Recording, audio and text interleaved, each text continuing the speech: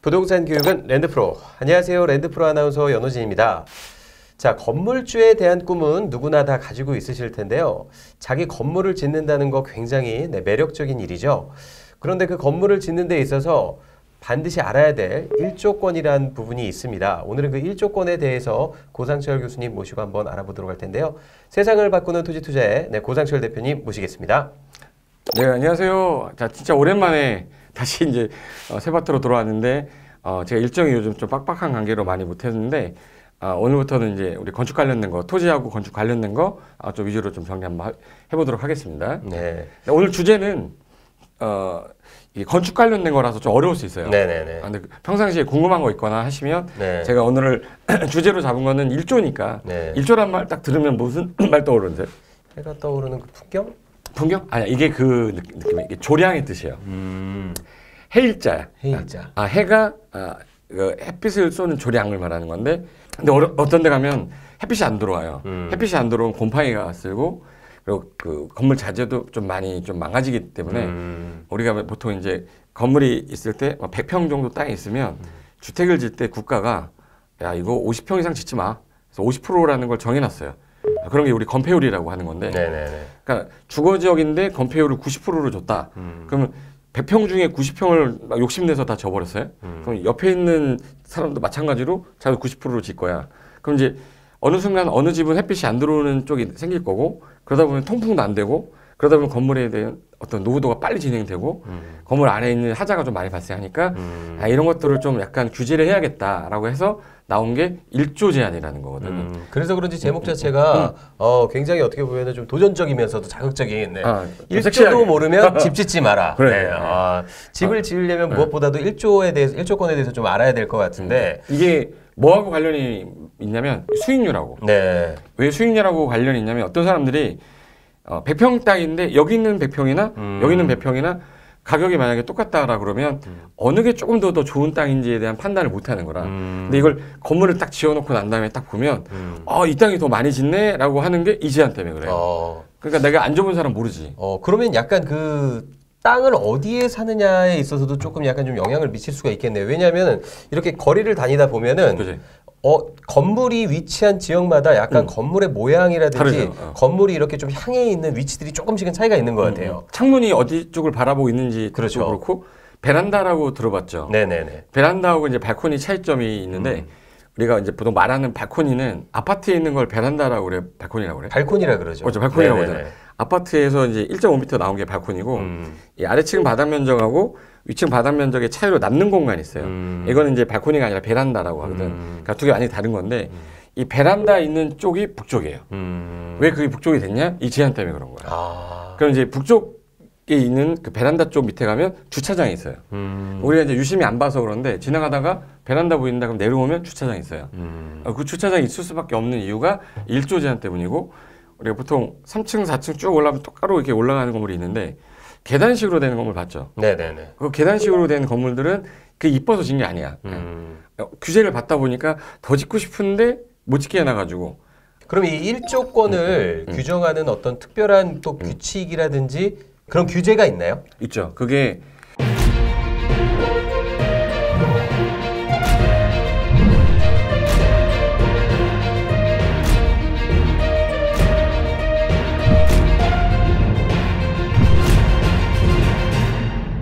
아주 초보 건축하시는 분이나 만약에 전문적으로 내가 부동산 관련된 지식이 없으시면 한번 알아두시면 되게 좋은 팁이 될 거니까 꼭 이거 끊지 마시고 끝까지 한번 봐두시면 피가 되고 뼈가 되고 살이 되고 다 됩니다. 이거. 네.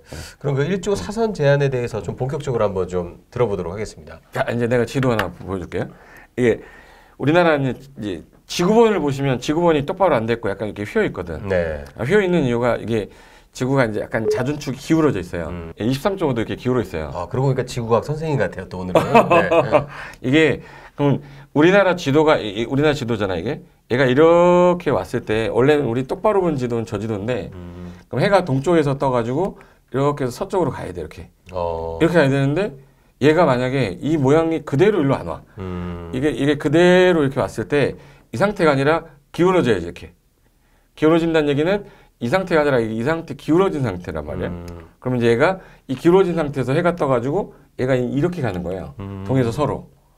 그럼 이제 해가 어떻게 찌는 것처럼 보이냐면 여기 밑에 쪽으로 해가 이쪽으로 이렇게 가는 것처럼 보여요. 그럼 여기가 남쪽이잖아요, 우리가. 예를 들어서 동서남북이니까 해가 이렇게 가는 것처럼 보여요. 내가 만약에 창문을 내면 여기다 창문을 냈다 그러면 해를 많이 보려면 동쪽하고 서쪽하고 남쪽 쪽 어딜 봐야 되는 거지? 남쪽을 많이 남쪽 봐야죠. 그래서 우리나라 남향이 나온 거예요. 그래서 남쪽을 보고 있으면 아침 9시부터 4시까지 계속 햇빛을 따라가면서 볼 수 있는데 이 동쪽 보고 있으면은 아침에서 12시까지만 보다가 안 보이고 서쪽 보고 있으면은 오후 한 1시부터 5시까지만 보이는 거예요. 그러니까 이제 남향, 뭐 남동향, 뭐 남서향 이런 말이 나온 게 항상 남자가 껴있는 게 남쪽을 끼고 동쪽으로 이렇게 보고 있는 거, 남서향 이렇게 보고 있는 거야. 그래서 남쪽을 끼고 있어야 햇빛이 들어오니까 이 우리나라 가치도 이렇게 기울어 있어서 나온 건데 그러다 보니까 우리가 천정이라고 하는 데가 있어요. 네. 그래서 해가 제일 짧은 날을 우리 동짓날이라고 그러고 팥죽 먹는 날 동짓날, 해가 긴 날은 하짓날이라고 그래서 북쪽하고 남쪽에 있을 때 남쪽으로 약간 기울어져 있단 말이에요. 그럼 건물을 두 동을 지을 때 이 북쪽 방향에 있는 건물하고 남쪽 방향에 있는 건물이 두 개가 이제 같이 져 있으면 한 사람이 열의를 받게 돼 있어요. 그럼 해가 이렇게 기울어 있으니까 이렇게 가다 보면 여기가 검해져서 햇빛을 못 받아. 여기가 검해질 거야. 검해져라. 꺼져. 그럼 얘는 햇빛을 못 받으니까 곰팡이 쓸고 그러니까 일조를 못 받잖아요. 주거 지역에서는 너무 안 좋은 거라. 야 그럼 여기는 주거 지역일 때 규제를 하자. 그래서 우리나라는 전용 주거, 일반 주거, 준주거가 있는데 준주거는 상업 기능이 있어서 뺐어요. 그래서 이제 전용 주거랑 일반 주거 지역에만 그래서 우리나라 전용 주거, 일반 주거 지역에서만 적용하는데 그러면 어떻게 할 거냐? 여기 이쪽 경계선 있으면 북쪽 방향 경계선에서 일정 거리를 좀 띄어라. 근데 그거를 정해놓은 게 9m까지는 1.5m를 띄어라. 여기서 9m까지는 똑바로 갈 수 있어요. 그래서 1.5m를 띄고 9m까지 가는데 9m를 넘는 순간부터는 높이의 절반을 띄라는 거예요. 만약에 이거가 12m다. 그럼 12m면 12m의 절반이면 6m거든요. 그럼 얘가 1.5가 아니라 여기서 6m를 가야 되니까 이만큼 뛰어야 돼. 그럼 여기서부터 6m가 들어가야 돼요. 그럼 여기서 6m를 뛰어야 되니까 건물이 이렇게 해서 이렇게 꺾이는 거지. 그런 형태의 건물이 나와서 얘를 뒤로 이렇게 밀어야 돼. 이렇게. 그럼 이제 여기 1.5m다. 그럼 여기 9m까지 올라가고 그 다음에 9m 넘는 부분에서는 이게 6m 가야 되고 높으면 이제 7.5m를 가야 되니까 이렇게 가다가 이렇게 해서 이제 9m 이후부터 가는데 보통 우리나라 주택이 3m가 1층이에요. 네. 그럼 3m면은 이게 9m죠. 네. 그럼 이제 몇 층인 거지 이게? 3층이죠. 3층. 그래서 우리나라 건물은 3층까지 다 똑같이 올라가 있다가 4층부터 다 들어가요. 그러니까 4층부터 들어가는데 여기가 1.5가 이미 들어갔기 때문에 여기서 4.5m가 들어가는 거야. 그래서 거의 4.5m가 들어간 상태에서 저쪽까지 하게 되면 이 면적 부분은 건물을 못 짓는 거예요. 그래서 여기다가 이제 사람들 떨어질까 봐 이렇게 해서 난간 만들어요. 그래서 그게 이제 발코니라고 해요. 베란다라고 그래. 그거는 이제 베란다가 되는 그렇죠. 거죠. 이게 됐어. 네네네. 그걸 이제 베란다라고 하는 거예요. 네. 여기서 시험공까지 다 해버리는 거예요. 네네네. 결론은 뭐냐면 저런 건물들이 발생하는 이유가 원래는 이렇게 꺾이는 형태로 지어야 되는데 이 공간이 아까우니까 이 건물주가 몰래 여기를 이렇게 증축을 해버려요. 뭐 지면 안 되는데 지어놨기 때문에 건축법규 위반 건축물인 거예요. 그래서 위반 건축물로 등재되면 이행강제금이라는 게 나오기 때문에 그 1년에 막 1회에서 2회 정도까지 이행강제 계속 때려요. 그러니까 그런 것 때문에 일단 위반하면 안 되는데 걸리기 전까지는 안 되니까 이용하는 사람도 있고 하라는 얘기 아니니까 저런 사람도 있다. 그럼 이제 결론을 얘기하면 이제 그림을 설명해 드릴 테니까 잡으세요. 건물을 지을 때 북쪽 방향 인접대지 경계선에서 1.5m를 떼어라. 몇 미터까지? 9m까지. 그래서 9m까지 그렇게 떼어라 해서 얘가 1.5m를 떼어야 돼요. 그럼 여기가 1.5m가 되는 거야. 그럼 여기서 몇 미터까지 떼라고 그랬냐면 9m까지 떼랬죠. 네. 아까 3m가 1층이라 했으니까 2층, 그 다음에 3층. 여기까지는 이제 똑바로 가는 거예요. 똑바로 갔다가 그러면 이게 한 층을 더 짓게 되면 12m잖아요. 12m면 높이의 절반을 떼어야 돼. 네. 그럼 12m의 절반이면 6m니까 1.5에서 4.5를 더 가야 되는 거야. 그럼 내가 만약에 9m를 넘는 순간부터 내가 건물을 짓게 되면 이렇게 줘야 되는 건데 원래 12m의 절반을 가야 되니까 이게 6m예요. 그럼 요만큼이 올라가는 거야. 그럼 요만큼은 건물을 질 수가 없으니까 얘가 싹 들어가야 돼. 그러니까 이제 여기가 베란다가 돼서 저렇게 들어갔어야 되는 거예요. 근데 하나 더 있어. 내가 하나 더 짓겠다. 그럼 이제 5층을 짓게 되면은 15m가 되는 거잖아요.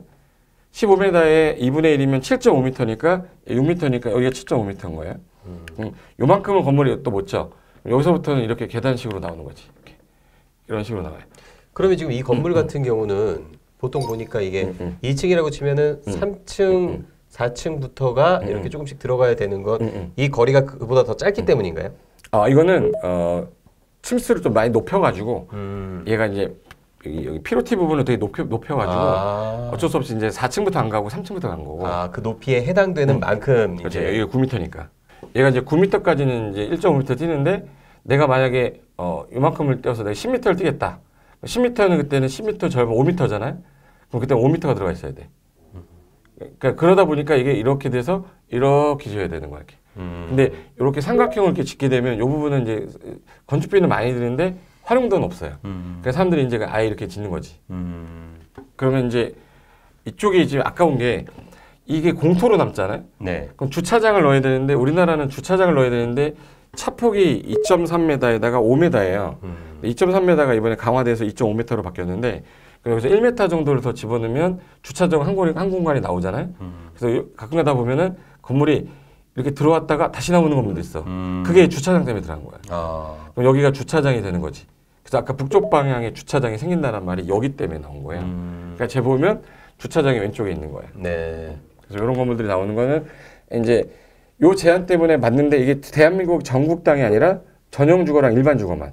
다른 지역은 절대 안 받으니까 내가 근데 다가구나 다세대 질 사람이면 거의 이종 일반 주거예요. 100% 이 제한이 들어간다고 보시면 되는 거지. 대표적인 사례로 보시면 이 건물을 딱 보자마자 북쪽이 어디냐라고 그러면 북쪽은 계단으로 된 거겠죠. 네네. 이쪽이 그럼 북쪽이 네네. 되는 거지. 이제 보자마자 이쪽에 주차장 있겠네? 주차장 있는 거예요. 이쪽이 북쪽이고 아까 제가 본 건 저쪽이 북쪽인 거고. 그럼 이게 북쪽 라인이니까 얘가 이제 주차를 여러 대 하려다 보니까 일로 약간 들어왔다가 다시 나온 거지. 그러니까 이런 건물들인데 그래서 여기가 1.5m 뛰어가지고 가는데 1층, 2층, 3층. 여기까지는 9m까지는 괜찮은데 여기서부터는 높이 절반을 뛰어야 되니까 여기 12m다 그러면은 이게 6m가 들어가야 되잖아요. 그래서 여기까지는 9m라 상관이 없는데 위에서부터 12m의 절반이니까 6m를 뛰는 거예요. 여기 6m가 되는 거지. 그럼 여기가 12m 되는 거고. 그래서 결론은 뭐냐면 9m 이하 부분은 1.5m 이상 뛰고 9m를 초과할 때는 높이의 절반을 뛴다면 알면 돼. 이게 일반 주거하고 전용 주거 지역의 1조 제한이라고 하시면 되는 거고 여기가 잡아요. 여기가 대지야. 대지면은 이 대지 경계선에서 1.5m를 아까 9m까지는 1.5로 뛴다고 그랬잖아요. 네네. 9m를 넘으면 높이 절반 이렇게 뛰는 거예요. 원래는 이제 이렇게 이런 건물로 줘야 되는데 이 건축비가 아깝거든 이거. 이 자재 비용 더 써가지고 요만큼 공간 쓰는 건 아깝잖아요. 그러니까 이제 사람들이 원래는 이렇게 질 수 있는데 이렇게 해서 꺾어버리는 거 이렇게. 꺾다 보니까 이렇게 건물이 나오는 건데 얘는 이제 꺾인 거죠. 근데 지붕을 쓴 사람들은 다락층 이렇게 쓰는 거고. 근데 만약에 얘는 대지인데 얘는 앞에 대지가 아니라 도로잖아요. 도로가 있으니까 1.5m를 뛰긴 뛰었는데 여기가 도로가 있으면 건너편에서 뛰어요. 그럼 건너편에서 뛰니까 1.5m 뛴 상태에서 여기서 들어가야 되는데 여기서부터 계산하기 때문에 얘는 이미 이만큼이 지금 현재 6m를 뛴 거다. 이게 8m 도로면 얘는 안 들어가. 그럼 이만큼을 그대로 얘는 먹을 수 있는 거잖아요. 똑같은 땅인데 얘는 이만큼을 못 지는 거고 얘는 이만큼 지는 거잖아요. 어차피 도로가 그만큼의 폭을 커버해 주기 때문에 올라갈수록 들어가지 않아도 된다는 말씀이시잖아요. 이게 이제 그 얘기인데 잡아요. 이게 북쪽이잖아. 네네. 이쪽에 남쪽인데 해가 어디 있냐면 이쪽에 있거든. 해가 있어야지 햇빛을 받을 거 아니야. 네. 얘 햇빛 받게 해주려고 한 거야. 얘 햇빛 받게 해주려고 그랬는데 얘가 있어버리면 햇빛을 못 받지 1층이. 그래서 야 3층부터 꺾어라 이렇게 꺾어야지 햇빛이 이렇게 들어오는데 얘가 만약에 이렇게 나와버리면 1층에 햇빛이 안 들어오잖아요. 그럼 1조의 제한을 받는다는 거지. 근데 얘가 만약에 이걸로 만약 꺾었는데 이게 건물이 없잖아요. 도로가 햇빛 안 받아도 상관없잖아. 그래서 도로에서부터는 안 떼도 되는 거야. 어차피 내 건물 뒤에 햇빛을 받아야 될 건물이 없기 없으니까. 때문에. 그러니까 도로가 있으면 좋은 거고 건너편에 공원이 있어도 좋은 거고 북쪽 방향에 공원이 있거나 도로가 있거나 건축이 금지된 땅 있으면 이거 괜찮은 땅인데 이렇게 보이는 사람이 있고 어떤 사람은 도로가 있으면 시끄러운데 이렇게 하는 사람이 있어요. 그러니까 받아들이는 사람 입장에 따라 다 다를 수는 있어요. 똑같은 땅인데 얘가 얼마가 더 비싸야 되냐? 예를 들어서 얘가 10억에 나왔고 얘가 11억에 나왔어. 그럼 얘가 비싼 거잖아요. 얘가 10억이고 11억에 나왔어 땅이. 그럼 1억이 이제 예를 들어서 더 비싸. 그럼 사람들이 아씨 1억이 더 비싸잖아. 나 이거 살래 이거 샀어. 근데 만약에 이 평수 차이가 20평이 차이 나는 거예요. 근데 이 건축해놨는데 20평 차이가 나는데 이 동네가 평당 건축물의 면적이 한 2천만 원이다. 그럼 얘가 20평을 더 줬잖아요. 그럼 2천만 원에 20평이니까 4억이잖아요. 4억이야. 근데 20평 짓는데 건축비가 평당 500 들었어. 네. 그럼 50이면 1억 들어간 거거든. 그냥 1억을 더 넣어서 4억이 된 거잖아요. 그럼 4억에서 1억을 빼도 3억이 남는 거잖아. 그럼 얘가 10억이면 얘 13억이어야 되는 거야. 근데 11억이면 2억 싸게 나온 거거든. 근데 사람들이 그게 2억이 싸게 나온 건데 1억 더 비싸다고 이거 사는 거예요. 그럼 이제 수익률 계산을 못하는 사람들인 거지. 그 이유를 모르는 상태에서 이게 더 싸니까 이걸 사야겠다 이렇게 생각을. 그 나중에 짓고 난 다음에 후회하는 거지. 이게 아니었는데.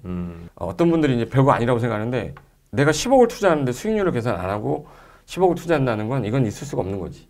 근데 그걸 이제 전문하는 상담자 있잖아요. 그분한테 물어보지도 않고 예를 들어서 뭐 500만 원, 1000만 원 뭐 상담 요구 아까워서 그냥 혼자 했다. 2억, 3억 날리는 거야 저렇게. 차라리 난 돈 1000만 원 써서 정확하게 물어보고 하는 게 내 돈 예를 들어서 1억, 2억 더 마이너스 안 되게 또 약간 더 스킵할 수 있는 거니까 상담 받아보는 게 좋다는 거고. 그럼 이제 땅으로 얘기해 볼게요. 자, 요 2번 땅하고 요 위에 있는 523번 땅하고 봤을 때 요 1번, 2번 중에 1번하고 2번 어느 게 더 좋은 땅이 되는 거예요? 똑같은 면적인데 1번하고 2번 중에 이 523번 땅이 제일 좋은 거 아닌가요? 왜 좋은 거야 이제? 뒤에 그 1조권을 받아야 될 건물이 없기 때문에. 네. 그치. 이쪽이 무슨 쪽이라? 북쪽이니까. 그렇죠. 이제 네. 이제 좀 사람을 만들어 가고 있어요. 제가 사람이 아니었네요. 네. 얘네들 옛날 모습 보여주면 이게 사진을 보면 옛날에는 그냥 논밭이었었어요. 구획 정리 지금 하는 거야 이게. 구획 정리한 다음에 분할하는 거죠 이렇게. 분할한 다음에 도로 끼고 나서 분양을 할 거란 말이에요 이거를. 근데 이 분양할 때 요때 요 위쪽에 있는 애들 제일 비싸요. 왜 비싸냐 그러면 나 비싸게 안 샀는데 뒤에 거 샀는데. 그럼 이제 비싼 만큼 값어치가 있으니까 비싸게 나오는 건데 그거에 대한 이해를 못하면 난 밑에 거 사지 뭐 이렇게 하는 거예요. 이 모습 하나 보여줄게요. 그래서 요 건물입니다. 이 땅에. 지금 현재 요 땅에 있는 놈의 사진이 요 놈인데 어디서 찍은 거냐면 여기서 찍은 사진이에요. 이쪽에서 바라보고 찍은 사진인데 그럼 요쪽에 지금 현재 여기가 주차장이 나와야 되죠. 네. 그러니까 여기가 주차장이 이쪽에 나온 거야. 올라가서 꺾인 거죠. 근데 저기 꺾였는데 뭐 이거 꺾였는데 분명히 뭐가 잘못된 게 보이잖아 지금. 여기 보니까 뭐가 이렇게 또 안 올리게 돼 것 있죠. 같은데요. 그럼 네. 옛날에 인허가 받을 때 승인 받을 때는 그냥 저렇게 받았다가 승인 받고 난 다음에 몰래 한 거예요. 그래서 얘 건축물 대장을 뜯으면 건축물 대장의 위반 건축물에 해당이라고 됐으면 이 건물은 이행강제금을 내고 있는 거고. 이행강제금은 언제까지 내는 거예요? 계속 개선이 될 때까지? 개선될 때까지.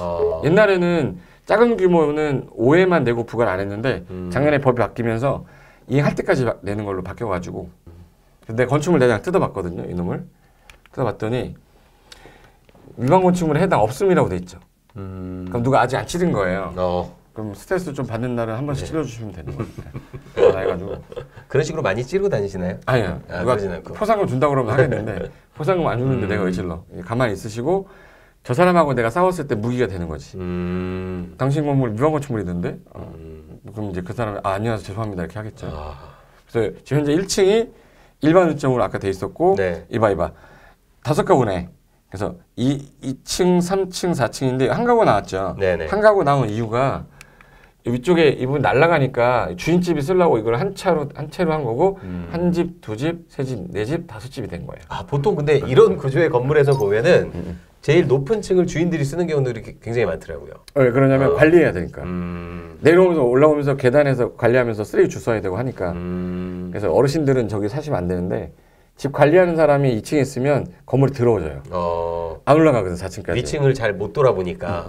그래서 건물하는 건물주들은 거의 대부분이 4층에 거의 사시고 저희 다락방으로 쓴 거라 원래 이게 이 부분이 원래 없는 거예요. 그래서 1, 2, 3, 4층이잖아요. 네네. 우리나라는 이게 그 경사지붕으로 하면은 여기 1.8m까지 공짜예요. 연면적이 안 들어가기 때문에 거의 경사지붕 딱 돼 있다 그러면 다가구 주택입니다. 이건 소유권이 여러 사람으로 안 돼 있고 한 사람 소유로 돼 있는 거예요. 그게 다가구 주택이에요. 집 주인이니까 여기를 이렇게 할 수가 있으니까. 통짜로 열어가지고 그냥 그 애들 방으로 충분히 주고도 남죠. 그래서 그런 형태로 쓰는 건물이다라고 보시면 되고, 그래서 이제 한 가구라는 거 있고, 이 옥탑이 아까 말했던 그 다락방 같은 거. 이렇게 쓰고 있는 건데, 개인이 보통 이런 건물을 지으려고 하면 이런 걸 다 알고 짓기는 좀 힘들지 않습니까? 그지? 네. 그거를 시공부터 시작을 해서 뭐 이런 일조권이나 이게 무슨 지구과학도 아니고, 네. 그러니까. 그 건축주가 이런 걸 좀 모르더라도 이렇게 조금 컨설팅을 좀 해주면서 어떻게 보면은 조금 더 이상적으로 좀 주택을 지을 수 있게끔 도와줄 사람 있어야지. 도와주는 그런 업체는 없을까요? 네, 그런 업체들이 이제 대부분이 최근에 좀 많이 생겼는데, 뭐 저가 관련된 제가 전문 그 관리해주는 회사가 하나 있어요. 저희 회사도 이제 관련된 제가 이제 전문위원으로 되어 있는데, 거기서 이제 시공 그리고 시공 감리 그리고 이제 마지막에 분양까지 그리고 나서 이제 관리하는 것까지 다 원스톱으로 다 하거든요.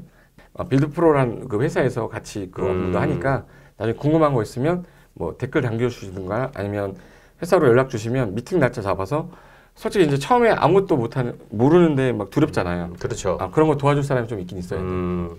그런 어떤 일조 제한이라든지 이런 걸 몰라서 그냥 이게 좀 더 싸다고 이 땅 샀다가 또 이런 피해를 볼 수도 있으니까.